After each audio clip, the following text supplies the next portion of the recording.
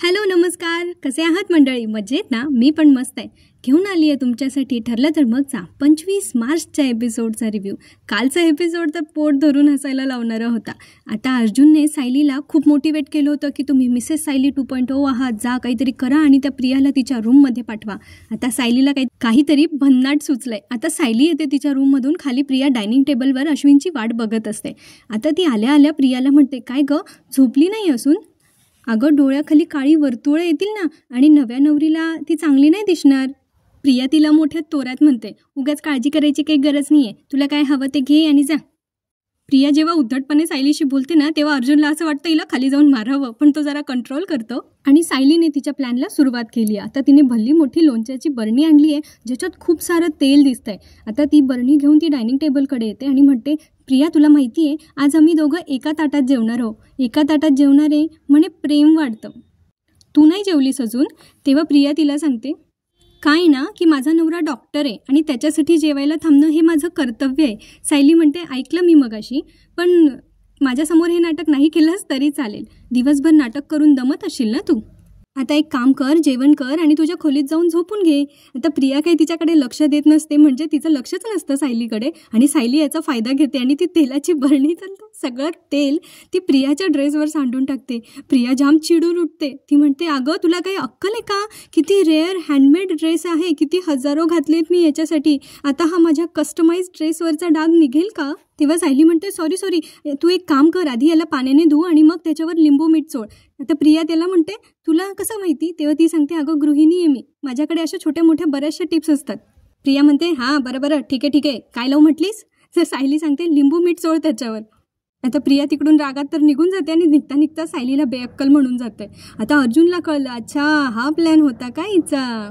जशी आता प्रिया कपडे चेंज करण्यासाठी तिच्या रूममध्ये जाते, तेव्हा सायली आणि अर्जुन पटापट सायली ती बरणी ठेवून देते आणि अर्जुन त्यांच्या रूमला लॉक करून घेतो. आणि ते दोघंही आता तिथून रफू चक्कर होऊन जातात. मानावं लागेल, दोघं पण स्मार्ट आहेत. पण उगीच त्यांनी मंद नाही दाखवलेत की घर उघडं टाकून गेले आणि प्रिया येते नंतर पुरावे वगैरे शोधते. ही मजा येते त्यामुळे ही सिरियल बघायला. आता ते पटकन गाडीत जाऊन बसतात आणि अर्जुन सायलीचं कौतुक करत असतो, वा काय डोकं चालवलं तुम्ही. मला तर वाटलं तुम्ही त्या तेलाने, लोणच्याच्या तेलाने डायरेक्ट त्या प्रियाला आंघोळच घालणार. तेव्हा सायली म्हणते, वेळ पडली असती ना तर ते पण केलं असतं. पण अर्जुन म्हणतो, पण मला एक गोष्ट नाही आवडली तुमची, म्हणजे तुम्ही नाही केलीत ती गोष्ट. सायली म्हणते, कुठली? तेव्हा अर्जुन म्हणतो की ते एका ताटात जेवणार होतं ना आपण. सायली म्हणते, आपण चाललोय कुठे? तुमचं काय चाललंय? चला बरं, नाहीतर ह्या गप्पांच्या नादात जिथे पोहोचायचं आहे ना ते काम राहून जाईल.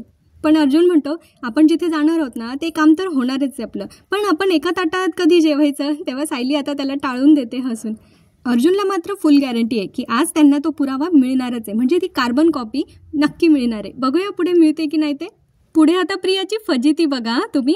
ती आता येते कपडे वगैरे चेंज करून. बाकी हिचं आउटफिट मस्त आहे, कालचा पण छान होता आणि हा पण छान आहे. आता ती बसते डायनिंग टेबलवर आणि म्हणते, मरू दे ड्रामा, हा रिकामा डोक्याचा अश्विन कधी येणार आहे काय माहिती. डॉक्टर आहे तो पोरगा आणि ही त्याला रिकाम्या डोक्याचा म्हणते. आली मोठी अक्कलवाण. आता तन्वी डायनिंग टेबलवर असलेला एक लाडू पूर्णच्या पूर्ण तोंडात घालते आणि तेवढ्यात अश्विन येतो. म्हणतो, तन्वी तू जागी आहेस अजून? तू माझ्यासाठी जेवायला थांबली आहेस का?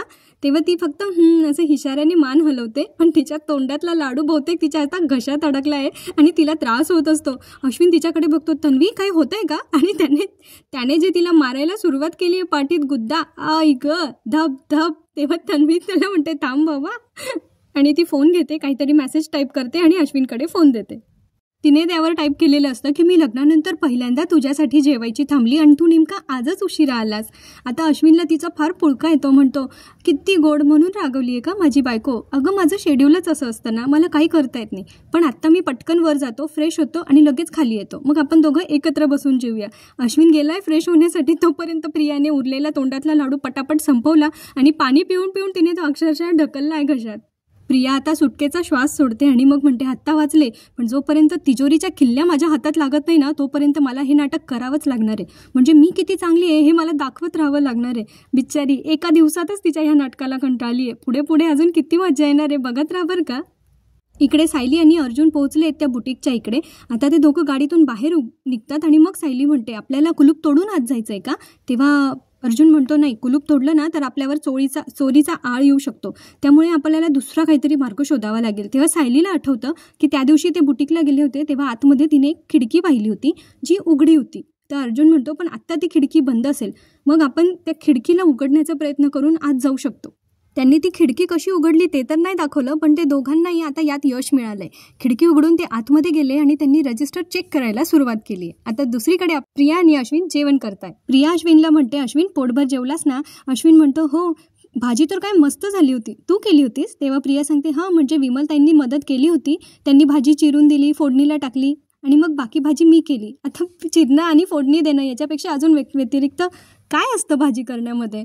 पुढे तर अश्विन त्याच्या बायकोचं कौतुक करण्यामध्ये थकतच नाहीये. म्हणतो की तुला खरं सांगू, माझं ना जेवणाच्या आधीच पोट भरलं होतं, कारण तू माझ्यासाठी जेवणाची थांबली होती. आता त्यांचं मस्त गोडी गुलाबीने इथे जेवण चालू असतं तेव्हा कल्पनाताई तिथे येतात आणि राहिलेला कौतुकाचा वर्षाव त्या पूर्ण करतात प्रियावर आणि म्हणतात की बरं अश्विन, तुझ्या बायकोला उपाशी राहण्यासाठी म्हणजे तुझ्यासाठी थांबण्यासाठी मी नाही सांगितलं होतं, ती स्वतःहूनच राहिली होती. आणि त्या म्हणत पण असतात दोघांना की तुम्हाला दोघांना कोणाची नजर नको लागायला. तेव्हा अश्विन प्रियाला सांगतो, तन्वी तू आज जेवायला थांबलीस माझ्यासाठी, हे आजचं शेवटचं, कारण माझं शेड्यूल तसंच असतं गं. आम्हा डॉक्टरांना काही वेळ काळ बघून नाही ना सुट्टी घेता येत, त्यामुळे ना तू माझ्यासाठी जेवायला नको थांबत जाऊस. आता कल्पनाताई पण म्हणतात की मला पूर्णाईंनी पण कधी यांच्यासाठी जेवायला थांबू नाही दिलं, तसंच तन्वी तू पण उद्यापासून ना लवकर जेवून घेत जा, त्याच्यासाठी जेवायला नको थांबत जाऊ. आता ती म्हणत असते तुमच्यासाठी आणि अश्विनसाठी मला वाटेल ते करू देत ना. तेव्हा ते सांगतात की नाही नाही, तू आमच्यासाठी जेवायला थांबायचं नाही. तेव्हा प्रिया म्हणते, बरं तुम्ही म्हणाल तसं. ते कल्पनाताई म्हणतात, बरं तुम्ही चालू द्या, मी येते. आता तन्वी अश्विनचं जेवण झालेलं आहे आणि मग ती म्हणते की अश्विन 1 मिनिटं थांबा. ती त्याच्यासाठी आता किचनमधून बडीशेप घेऊन येते. घे बडीशेप, तुला आवडते ना? तेव्हा अश्विन म्हणतो, तन्वी तू माझ्या आवडीनिवडी कशा लक्षात ठेवतेस गं? तेव्हा ती म्हणते, आता मला एवढं तर करायलाच हवं ना. बरं तू जा आता आराम कर, मी हे सगळं आवरून येते. किती ते मिळमिळीत वागणं. तर आता अश्विन म्हणतो, असं कसं, आपण दोघं मिळून आवरूया, चल. तेव्हा तन्वी म्हणते, अरे नको, तू दमलायस ना, तू जा आराम कर, मी येते पटकन आवरून. तेव्हा अश्विन तिला सांगून जातो लवकर ये म्हणून. हां. आता तन्वी म्हणते, अश्विन गेल्यानंतर मनाशीच म्हणत असते, आता काय वैताग घे, आता हा सगळा पसारा आवरत बसावं लागणार. पण काय करणार, आता तोपर्यंत हे नाटक तिला करावंच लागणार आहे. पुढे आता आपल्याला अर्जुन आणि सायली बुटीकमध्ये काहीतरी शोधताना दिसतात आणि यात त्यांनी खूप वेळ घालवलाय. तिकडून आता ते जेव्हा शोधत असतात रजिस्टरमध्ये एक एक नाव बघत असतात, त्यावेळेला एक टॅन टॅन असं म्युझिक चालू असतं आणि त्या बुटीकच्या बाहेर एक गाडी येते. त्या गाडीमधून एक मुलगी उतरते, बहुतेक ती बुटीकची ओनरच आहे आणि ती आता त्या पायऱ्या चढत असते बुटीकच्या. एक पायरी चढते, टप टप. इकडे अर्जुन एक लाईन शोधत असतात, तिकडे एक पायरी ती चढत असते, इकडे अर्जुन आणि सायली ते एक एक नाव शोधत असतात. असा त्यांनी बराच वेळपर्यंत तो थरार रंगवताना आपल्याला दाखवलेला आहे. आणि नंतर सायली मस्तपैकी बोलते, सापडलं, साक्षी शिकरे. आता अर्जुन तिच्याकडे बघतच राहतो आणि त्या दोघांनाही खूप भारी वाटतं की आपल्याला ते नाव फायनली सापडलंय. अर्जुन म्हणतो, मी पटकन फोटो काढून घेतो. आणि तेवढ्यात ते लॉक, बुटीकचं बाहेरून जे दार बंद असतं ना, ते लॉक आता ती ओनर ओपन करते आणि ती आतमध्ये येते. आता तेव्हा आपल्याला असं वाटतं ती यांना बघेल की काय, पण तसं काही होत नाही. हे दोघं लपून जातात. ती ओनर शॉपमध्ये येते, रिसेप्शनच्या इकडे काहीतरी ती फाईल वगैरे इकडे तिकडे करते आणि पुन्हा ती बाहेर जात असते. काय करायला आली होती काय माहिती. आता ती पुन्हा बाहेर जात असताना तिला शंका येते काहीतरी आणि म्हणून ती मागे फिरते. तेव्हा अर्जुन सायलीला असं वाटतं की तिने यांना बघितलं असेल किंवा तिला शंका आली असेल कोणीतरी आहे म्हणून. आता हे ती जसं ज्या ज्या दिशेने जात असते हे आता तिकडून बाजूला होत असतात आणि तिच्यापासून नजर चुकवत असतात. आणि तेव्हा ते बघतात की तिला कळलंय की खिडकी उघडी आहे. तेव्हा ती म्हणत असते की खिडकी कशी उघडी राहिली, एकापेक्षा एक कामचुकार मुली आहेत. आणि ती आता खिडकी बंद करते आणि पुन्हा बाहेर जाऊन दरवाजा बाहेरून लॉक करून घेते. तेव्हा अर्जुन आणि सायली आता जरा सुटकेचा श्वास सोडतात, म्हणजे निश्वास सोडतात आणि ते पुन्हा कामाला लागतात. मगाशी त्यांना साक्षीचं नाव ज्या फाईलमध्ये मिळालं होतं तीच फाईल आता ते पुन्हा चेक करायला लागतात. तेव्हा त्यांना तिचं नाव पुन्हा सापडतं. आता त्यात लिहिलेलं असतं की फाईल नंबर 17, म्हणजे 17 नंबरच्या फाईलमध्ये तिचे जे एंट्रीज असतील त्याच्या सगळ्या कार्बन कॉपीज असतील. आता ती 17 नंबरची फाईल ते इकडे तिकडे शोधतात. मग सायलीला वाटतं समोर कपाट दिसतंय. आता ते कपाटातून ती 17 नंबरची फाईल काढतात आणि त्याच्यामध्ये 2022 सालची साक्षीने शॉपिंग केलेली असते त्या बुटीकमधून, त्याच्या कार्बन कॉपीज असलेले बिल्स त्यांना मिळतात. आता ते सगळे ते फोटो काढून घेतात आणि अर्जुन म्हणतो की आता हे सगळे आपल्याला खूप महत्त्वाचे ठरतील, आपल्या याच्यासाठी निर्णायक ठरतील म्हणून, म्हणजे केससाठी. आता अर्जुन म्हणतो की आता कोणी आपल्याला बघायच्या आत आपल्याला इथून निघावं लागेल. ते आता मस्तपैकी फोटोज काढून घेतले, म्हणजे त्यांना आता पुरावे मिळालेले आहेत. आता ते त्याच खिडकीतून पुन्हा बाहेर येतात. अर्जुन म्हणतो मिशन अकम्प्लिश. ते दोघं आता मस्त खुश असतात. पण सायली म्हणते आता आपल्याला लवकर घरी गेलं पाहिजे, म्हणजे आपण बाहेर पडलो होतो हे कोणाला कळायला नको. पण असं कसं होईल, घरात प्रिया आहे ना, तिचं यांच्यावर किती बारीक लक्ष असतं नाही का. प्रियाने कसं बसं घरी आवरलंय आणि मग ती म्हणते झालं एकदाची, काय कटकट आहे. आता ती तिकडून निघत असते तेव्हा तिच्या लक्षात येतं की अर्जुन सायलीच्या रूमचे लाईट्स ऑन आहेत. तेव्हा ती म्हणते की ह्यांच्या रूमचे लाईट्स अजून ऑन आहे, नक्कीच हे केसबद्दल काहीतरी बोलत असतील. नाही तसं असेल ना तर मला पटकन जाऊन ऐकावं लागेल. आता ती वर चढते तेव्हा तिच्या लक्षात येतं की त्यांनी तर बाहेरून कुलूप लावलंय. झालं, हिला आता आयतं खोलीत मिळालं ना घरच्यांसमोर कांगावा करायला. त्यात तिचा पचका झालाय, तो तिला सहन कसा होणार. ती म्हणते अच्छा म्हणजे या दोघांना बाहेर जायचं होतं मला चोरून, म्हणून त्या सायलीने मुद्दाम ते तेल माझ्या महागड्या ड्रेसवर सांडलं. नाही याची शिक्षा तर मी तुला आता मिळवून देणारच. आता हिने काहीतरी प्लॅन केलंय डोक्यात, बघू पुढे काय होतंय. अर्जुन सायली आता बुटीकमधून निघालेत आणि गाडीत येऊन बसतात. तेव्हा सायली अर्जुनला म्हणते की आज आपल्याला मिळालेल्या या पुराव्यांचा उपयोग होईल ना कोर्टात. तेव्हा अर्जुन म्हणतो नक्कीच होणार, कारण ते कार्ड आश्रमात सापडलं होतं आणि इथे साक्षीच्या सगळ्या एंट्रीज, त्याच्यामुळे ह्या दोघं गोष्टी आपल्याला लिंक होणारच आहेत. सायली म्हणते असाच एक धागा जोडत आपण पुढे जाऊ आणि मधुभाऊ पण लवकरच सुटतील आणि सगळ्यात महत्त्वाचं म्हणजे प्रियाचा खोटारडेपणा समोर येईल. अर्जुन म्हणतो की नक्कीच होणार, कारण आता मला तुमची साथ आहे. सायली आता देवाला प्रार्थना करते की लवकरात लवकर हे सगळं होऊ दे आणि आपणही करूयात, कारण आता आपल्याला पुढे काय घडणार आहे त्या एक्साइटिंग एक गोष्टी बघायला फार मजा येणार आहे.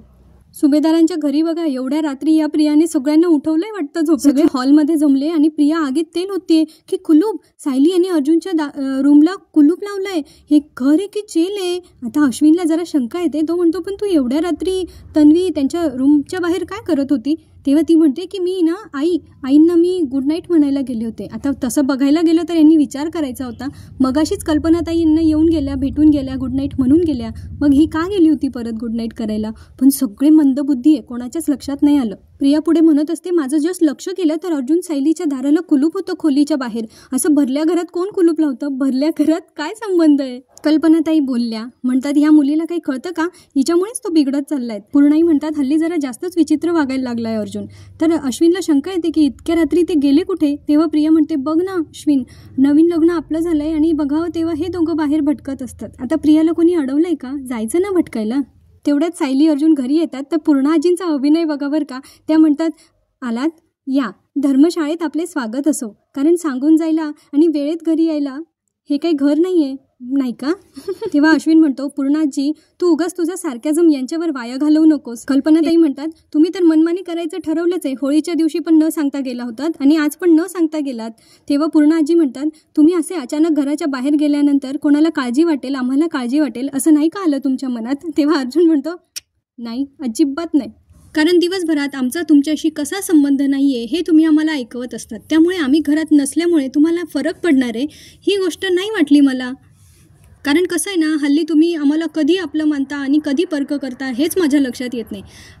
त्यामुळे आम्ही बाहेर गेलो तर तुम्हाला काही सांगून नाही गेलो, काही प्रॉब्लेम आहे. तेव्हा अश्विन म्हणतो की तुम्ही बाहेर गेलात ह्या काही प्रॉब्लेमच नाही आहे दादा. मग अर्जुन म्हणतो मग काय प्रॉब्लेम आहे. तर पूर्णाजी सांगतात प्रॉब्लेम हा आहे की तुमचा आमच्यावर विश्वास नाही आहे आणि म्हणून तुम्ही तुमच्या खोलीला कुलूप लावून गेले. आता अर्जुन आणि सायली जरा वेळ त्यांना असं वाटतं की हां आपण कुलूप लावून गेल्यामुळे हे हर्ट झाले असतील का. पण मग पुढे प्रिया म्हणते नाही, तुमच्या खोलीला बाहेरून कुलूप दिसलं ना म्हणून मला काळजी वाटली, बस एवढंच. तेव्हा आता अर्जुन आणि सायलीच्या लक्षात येतं अच्छा तर पिन इने मारली आहे तर. मग अर्जुन म्हणतो अच्छा म्हणजे ही चुगली इने केली आहे तर. तेव्हा पूर्णाजी म्हणतात वा छान, म्हणजे तुम्ही केलं आहे ते चूक नाही आहे, इने केली ती चुगली. हां कल्पनाताई त्याच्यावर ओरडून बोलतात अर्जुन तुला काय आम्ही चोर वाटतो का. आजपर्यंत तुझ्या खोलीला कधीच कुलूप नव्हतं, मग आज का लावलं. तेव्हा अर्जुन म्हणतो तुझ्या प्रश्नातच तुझं उत्तर आहे मम्मा, कारण इतके वर्ष जी व्यक्ती या घरात नव्हती ती व्यक्ती आता आली आहे, त्याच्यामुळे जरा काही लोकांपासून जपून राहिलेलंच बरं. तेव्हा प्रिया म्हणते म्हणजे तू माझ्याबद्दल बोलतोय. अर्जुन म्हणतो तुला असं वाटतं. तेव्हा ती आता लगेच अश्विनकडे पिन मारते अश्विन. तेव्हा आता अर्जुन स्पष्टपणे बोलून टाकतो तुला आठवतं या आधी पण ना आमच्या रूममध्ये आम्ही घरी नसताना शोधाशोध करून आमच्या कॉन्ट्रॅक्ट मॅरेजचे पेपर शोधण्याचा प्रयत्न कोणीतरी केला होता. आमचं कपाट उघडलं गेलं होतं, शोधाशोध केली गेली होती आणि म्हणून काही माणसांना आमच्या रूमच्या बाहेर ठेवण्यासाठी आम्ही आमच्या रूमला कुलूप लावलं होतं. आता अश्विन चिडतो ना, म्हणतो तुझ्या माहितीसाठी म्हणून सांगतो, कारण तू तन्वीला बोलतोयस. त्या दिवशी अस्मिताईच्या खोलीचा AC खराब झाला होता आणि म्हणून या दोघी तुझ्या रूममध्ये गप्पा मारत बसल्या होत्या. अर्जुन म्हणतो कपाटात, अजून अशी काय शोधाशोध करायची होती कपाटात. मग अश्विन म्हणतो दादा मी माझ्या बायकोबद्दल वाटेल ते ऐकून घेणार नाही. तेव्हा अर्जुन म्हणतो तू आज पुन्हा एकदा मला उलट बोलतोयस, आता या भावाभावांचं भांडण लावलं या प्रियाने. पण मग आता प्रियाच मग त्याला सांगते की अश्विन अरे मला ना या घरात आल्यापासून असे आरोप सहन होत आहे, हे माझं दुर्दैव आहे, अरे तू नको यात बोलू, काही नको बोलू. कल्पनाताई पण मध्ये बोलतात, अर्जुन चूक तुझी आहे, तुझ्या बायकोने घराला कुलूप लावून या घराचे 2 भाग केले आणि वरून तू अश्विनला आणि तन्वीला बोलतोयस. तेव्हा आता सायलीला लक्षात येतं की जाऊ दे, हा वादविवाद काही यांचा असाच संपणार नाहीये. त्यामुळे आता बिचारी सायली मध्यस्थी करते आणि ती माफी मागून माघार घेते. तेव्हा प्रिया म्हणते, सायली अगं तू माफी नको मागूस, तू माफी मागावी म्हणून नाही केलं मी हे.